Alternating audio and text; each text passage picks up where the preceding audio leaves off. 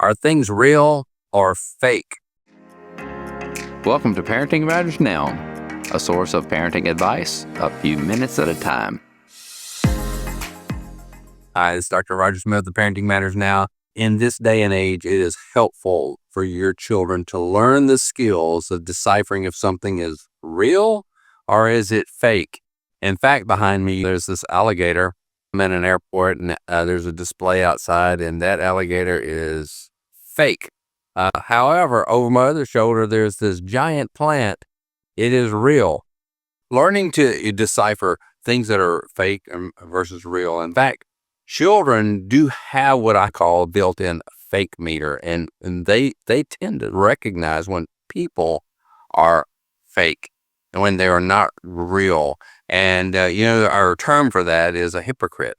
The hypocrite was an actor term where they were not the real person, but they were playing the real person. In this day and age, teaching your children the skills of looking at videos, looking at reports, listening to the news, and know if it's a made-up story or if it's not, if it's real, it's something to be concerned about.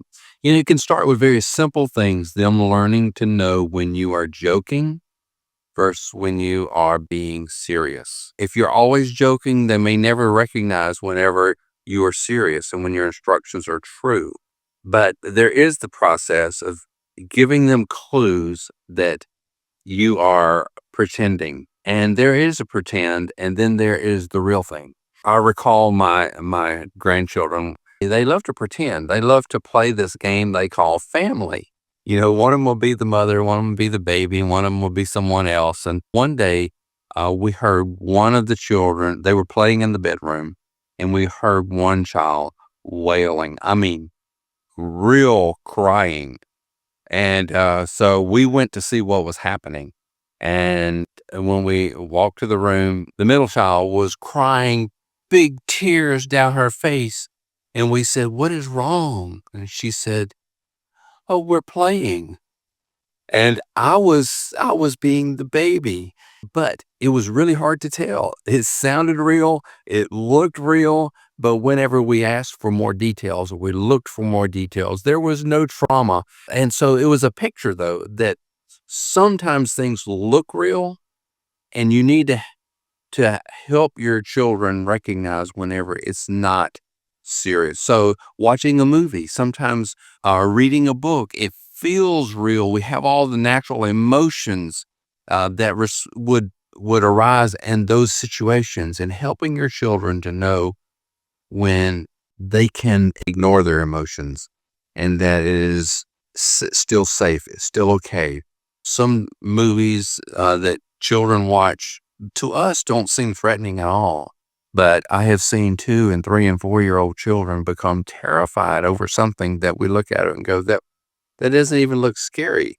But to them, it's very real. Learning the skill of interpreting imaginary or pretend from the real thing is a very important skill. And your children need you to be tender in the training of that, because sometimes their emotions are out of control and they cannot suppress their response. And we need to have compassion toward them whenever we do help to help them to see that what they're afraid of is really not threatening to them. Wisdom, parents, wisdom. Is it real or is it fake?